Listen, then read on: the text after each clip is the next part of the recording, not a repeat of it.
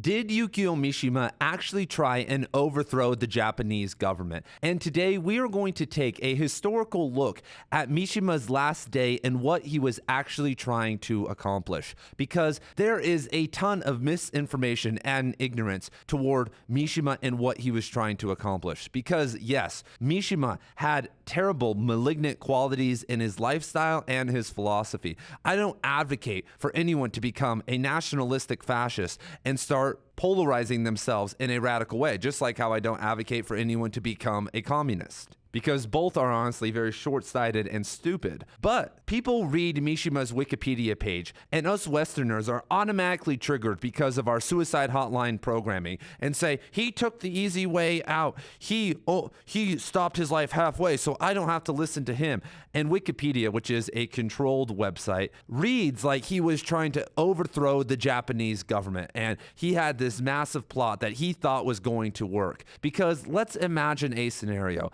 Let's say I got a couple of my buddies right now and we started a little group, the Literary Rebels, and we decided one day that we were going to go to our local police station, take it over, take the chief of police hostage, and say, you need to leave us alone because we have to do a live stream. And then I get on a live stream and I say, hey, I need you guys to mobilize right now and take over the town. And then nobody does it. And then I release the hostage. Would you guys call that a government coup? Would you guys call that a government overthrowal? Absolutely not. But Mishima's celebrity status, his aesthetic suicide, his aesthetic fascism, if we want to call it that, gets in the way of actually what was going on that day. Because first and foremost, he only brought 4 other guys with him. Does that sound like a revolution? Because I don't know if you guys know about Iki Kita and the February 26th incident where back in 1936, Kita Iki, I'm probably saying his name wrong, who cares, who was a famous author, political philosopher, and figure in the Japanese army, with a bunch of other officers, actually tried to overthrow the government. They assassinated 2 former prime ministers. They tried to take over the Imperial Palace. They took over the government center in downtown Tokyo. They had control of certain areas of town for days and had hundreds of people, if not thousands of people working with them, some outright and some in secret. That is a government overthrow attempt. Even something with 5% of that capacity, something that involves weapons and actual tactics and assassinations, or something that could actually have a chance of working. That is a government overthrow attempt. So when we look at Mishima's attempt and what he was planning to do with 4 guys, and the plan is, the story is that people believe that he thought, Mishima, who was a very smart individual, obviously, if you've ever read some of his novels, thought him and 4 dudes were going to go take this general hostage and give a speech to 1,000 soldiers, 1,000 order followers who were young and know nothing about Imperial Japan because they weren't even born then, and that they were going to rise up and overthrow the government. And Mishima was so confident that morning when the 4 other guys picked him up, he gave them a letter that said, I'm going to commit seppuku. Please don't commit seppuku. You are still young. You have a beautiful life ahead of you. Please don't follow in my footsteps. Why would he say that? Why would he even be planning on seppuku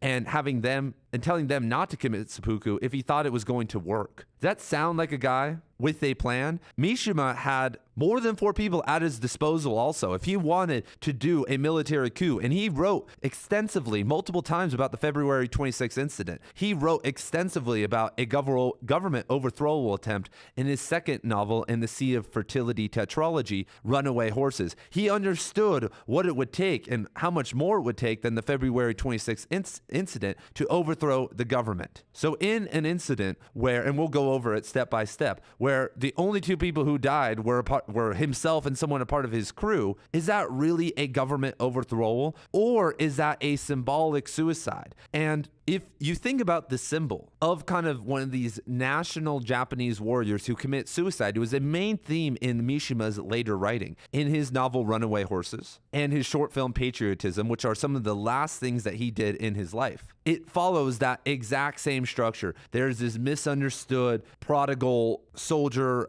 young man who wants to restore Imperial Japan and bring us back to something beautiful, and everyone around him doesn't really support it or understand. So he goes on this mission himself to do it, even knowing it's going to fail. And when it does, he commits seppuku. And when you look at a lot of Mishima's writing, he said time and time again that dying after 40, after 50 was a terrible thing that he never wanted to do, because what does heaven look like if it's just a bunch of old people? He wanted to die beautiful.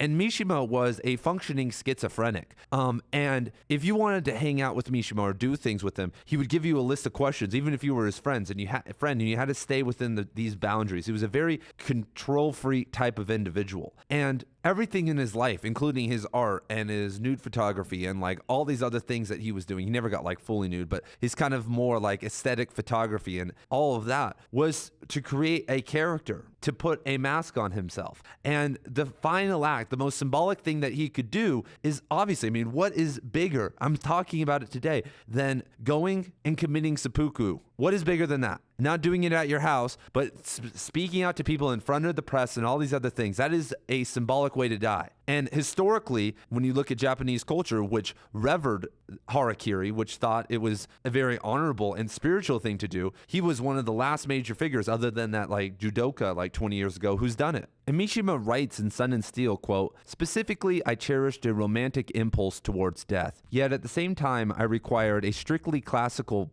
body as its vehicle. A peculiar sense of destiny made me believe that the reason why my romantic impulse toward death remained unfulfilled in reality was the immensely simple fact that I lacked the necessary physical qualifications. A powerful tragic frame and sculpturesque muscles were indispensable in a romantically noble death. Any confrontation between weak, flabby flesh and death seemed to me absurdly inappropriate. Longing at 18 for an early demise, I felt myself unfitted for it. I lacked, in short, the muscles suitable for a dramatic death, and it deeply offended my romantic pride that it should be this unsuitability that permitted me to survive the war." And so one of the core aspects of Mishima's kind of trauma and what drove him is that he didn't get to participate in World War II. It's very Hemingway-esque. And similar to Hemingway and Rilke, Mishima was forced to be feminine for many of the early years of his life, and then wasn't allowed to go fight in a war, and had a second rejection of masculinity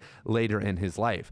And that creates a ton of problems. As I just said, Rilke and Hemingway had a ton of personal problems. And at the age of 45, the twilight was looming. And a couple days before Mishima committed, harakiri, the government had removed like any kind of divine power or status for the emperor, just kind of making him kind of a puppet figure in society, even though he already was, obviously, but like constitutionally doing it. And so when we look at the day and what exactly happened, so Mishima basically from the start tells everyone this isn't going to work. They are invited to meet with this general. They take him hostage. There are some skirmishes that actually happen, which I think is a very interesting part of the story that isn't talked about very often.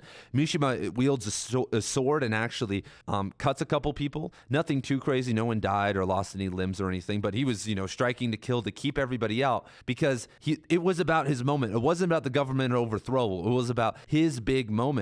And a big part of that big moment was that nobody was actually going to listen to him, because literally written into his speech that he was giving, he says, well, I guess you guys aren't real samurai. You guys aren't real men. Why would he write that as like a plan B? Did he really think that 1,000 men? I mean, guys, think about it. Like, think about early recruits, especially now in the post-war world. This isn't, Japan in 1970, soldiers today. We aren't living in some radical environment where someone could go give a speech and all these soldiers who, no offense to them, but this is all, young adults from 18 to 22 or even 18 to 25, aren't necessarily interested in the philosophical, spiritual, or even political science reasons of why we should overthrow government. That is not who you should be looking to persuade in a moment like this. Like when you look at the February 26th incident, it was officers who did this. When you look at even how Nazism and a lot of other revolutions take place, it doesn't start with the random lowlifes. It starts with people who are a little bit higher up, and then they convince everybody. Mishima had been engaged with the military and young men in the military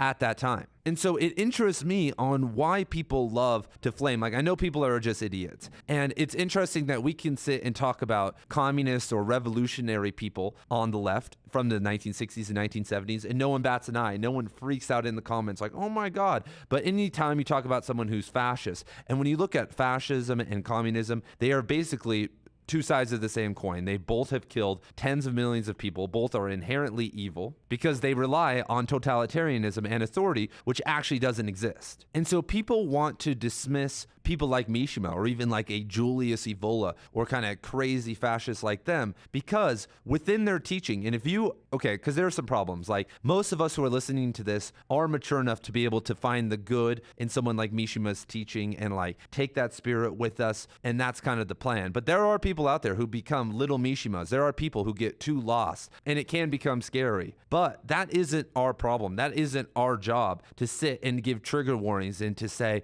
hey, well, we shouldn't talk about this guy at all who was very influential and a very great author and the biggest celebrity in Japan at the time because, oh, he believed in something crazy. People all throughout history, even American history, even today in 2024, believe crazy things and we still accept them and are like, wow, okay, they have some good qualities, but they also have some crazy qualities that we don't need to listen to. And obviously, when you start dealing with maybe more crazy people like Stalins and Hitlers and figures that, really push violence and actually made violence happen, then it's like, okay, there's nothing necessarily good to learn from them other than, I guess, just like tapping into like the totalitarian archetype within us when we need to utilize that. But like that is so minuscule. But someone like Mishima in a society of men that have become neutered, we've become sterilized. We are so weak that we are now becoming red pilled. We have gotten so far away from not just any sense of traditional values, but from our mythopoetic awakenings that have been happening to us, whether through Christianity or paganism for 10,000 years now. We have been totally divorced from that and are living in a post-literate world and just running around in ignorance. It's absolutely insane. Someone like Mishima would be horrified. Even someone like Mishima who espouses this philosophy of, becoming a bodybuilder and being a sun bro and all these different things, even he would look around and be like, what have we become as men? We are so broken from Andrew Tate to like the most weak man out there, the most soft man out there. The whole spectrum has fallen off the map. And someone like Mishima who advocates for action in life and art is very important because there's not many people who are doing that. What author out there right now, you guys? Name them. George Saunders? Stephen King? Tommy Orange? Like what male author out there is actually trying to improve the happiness of men, trying to help men? Name one of them that is actually popular and famous. I know there's like people down, beneath the surface, people like Robert Bly. And if you guys don't know, I am actually running a Mishima book club right now where we are reading 3 novels by Mishima and 1 nonfiction book by him. And that is going to be starting next week. So if you guys would like to join, you can go to the link down in the description below and see all the information on my Mishima book club. Plus, we are also reading 2 other books for my men's book club. One is Iron John, which is probably the most important book for men to read in 2024. And that was actually written by a very famous poet named Robert Bly. He really put himself out there and got himself canceled back in the 90s with this book, Iron John. And then we're reading another one called King, Magician, Warrior, Lover, which explores the masculine Jungian archetypes. And so over on my channel, I'm actually trying to help men because men are less happy, less healthy, and less intelligent than ever. And that is a disaster because men in their proper form, at their highest form, can create so much good in the world, just like women can. And instead, we've moved totally into superficiality. And unfortunately, like I said, I wish I didn't need to talk about Mishima. I wish I didn't need to sit and explain to all the little triggered bros on Reddit or in my YouTube comments that he actually didn't try and overthrow the government, that it was actually an aesthetic suicide. I wish I didn't have to do that. I wish I could look to someone who didn't have these imperfections, who didn't have this crazy nationalism and fascism, overshadowing him. But who else can I look to? Honestly, I'm giving praise to Robert Bly, to other books over in my book club, but those aren't popular enough. I've talked about them on my channel before. Nobody cares. And so to create a literary renaissance, we do need strong men. We need strong figures who are going to have to fight against the horde, who are going to have to fight against all the misinformation and crazy stuff that both the left and the right present to content creators and real free thinkers in 2024. And so let me know what I got wrong here. Did Mishima actually try and overthrow the government? Really? You're going to sit and tell me with 4 people, they thought that this was going to work. Are you insane? Like I said, have you met young men in the military before? They would have the exact same reaction that they had, and Mishima knew that was going to happen. And so thank you guys for being here. Thank you for supporting the channel. Thank you for joining the book club and being here for all the videos, and I will see you guys very soon.